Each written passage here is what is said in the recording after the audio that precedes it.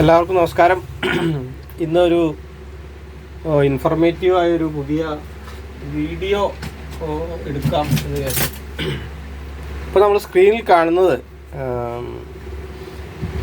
നമ്മളെല്ലാവരും ആഗ്രഹിച്ചിരുന്ന lithium 1.5 volt rechargeable battery അങ്ങനെ എത്തിയിരിക്കുകയാണ്. ഞാനിവിടെ വാങ്ങിയിരിക്കുന്നത് സിംപെക്സ് എന്ന് പറഞ്ഞൊരു കമ്പനിയുടെ ബാറ്ററിയാണ്. സിംപെക്സ്. ഇപ്പോൾ ഈ ബാറ്ററി ഞാൻ കംപ്ലീറ്റ് USB-C ടൈപ്പ് ചാർജിങ് ആണ് ഇതിന് ഉപയോഗിക്കുന്നത്. അതിനൊരു പോർട്ട് ഉണ്ട്, അതായത് കാണിച്ചു തരാം.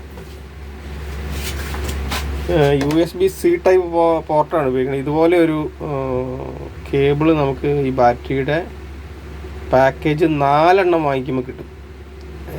4 എണ്ണം വാങ്ങിക്കുമ്പോഴേ ഇങ്ങനത്തെ പാക്കേജ് കിട്ടുള്ളൂ. അപ്പോൾ 2 എണ്ണം നമുക്ക് ഒരേ ടൈം ചാർജ് ചെയ്യാം, C ടൈപ്പ്.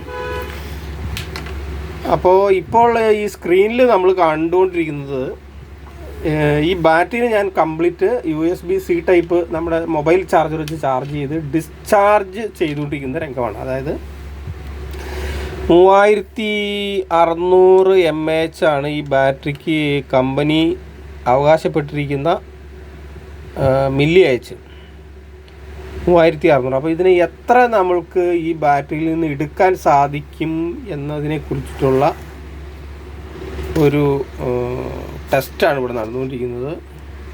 സ്ക്രീൻ ഒന്നുകൂടി വലുതാക്കാം. സ്ക്രീനിൽ കാണുന്നത് DSC എന്ന് പറഞ്ഞാൽ ഡിസ്ചാർജ് എന്നാണ് കേട്ടോ ഉദ്ദേശിക്കുന്നത്. മുകളിൽ രണ്ടാമത്തെ ലൈൻ 1 ആംപിയർ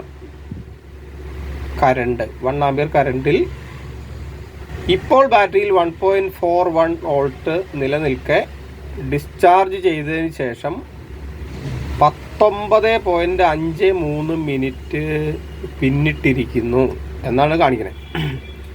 അപ്പോൾ അത്രയും സമയം പിന്നിട്ടപ്പോൾ 334 mAh ഡിസ്ചാർജ് ചെയ്ത് കഴിഞ്ഞു. അത്രയാണ് ഇപ്പോൾ സ്ക്രീനിൽ കാണിക്കുന്നത്. അപ്പോൾ നമുക്ക് ഇപ്പോൾ ഈ സ്ക്രീൻ ഞാൻ ഈ വീഡിയോ ക്ലോസ് ചെയ്യാണ്. കാരണം ഇനി നമ്മൾക്ക് അറിയേണ്ടത് ഇതിൻ്റെ ഫൈനൽ സ്റ്റേജിലുള്ള വീഡിയോയാണ്. കാരണം ഈ 1.5 വോൾട്ടിൻ്റെ ബാറ്ററിയുടെ മാക്സിമം ഡിസ്ചാർജ് വോൾട്ടേജ് എന്ന് പറയുന്നത് 1.1 വോൾട്ടാണ്. അപ്പോൾ ഈ 1.1 വോൾട്ട് എത്തുമ്പോൾ എത്ര സമയം നമുക്ക് 1 ആംപിയറിൽ ഡിസ്ചാർജ് തന്നു, അതേപോലെ തന്നെ എത്ര മില്ലി ആംപിയർ ഡിസ്ചാർജ് ചെയ്ത് കഴിഞ്ഞു എന്ന് നമുക്ക് കാണാനായിട്ട് സാധിക്കും. അപ്പോൾ ഇപ്പോൾ ഈ വീഡിയോ ക്ലോസ് ചെയ്യാണ്. അടുത്ത വീഡിയോയും കൂടി കണ്ടതിന് ശേഷം മാത്രമേ നമുക്ക് തീരുമാനം എടുക്കാൻ പറ്റൂ. ഓക്കെ.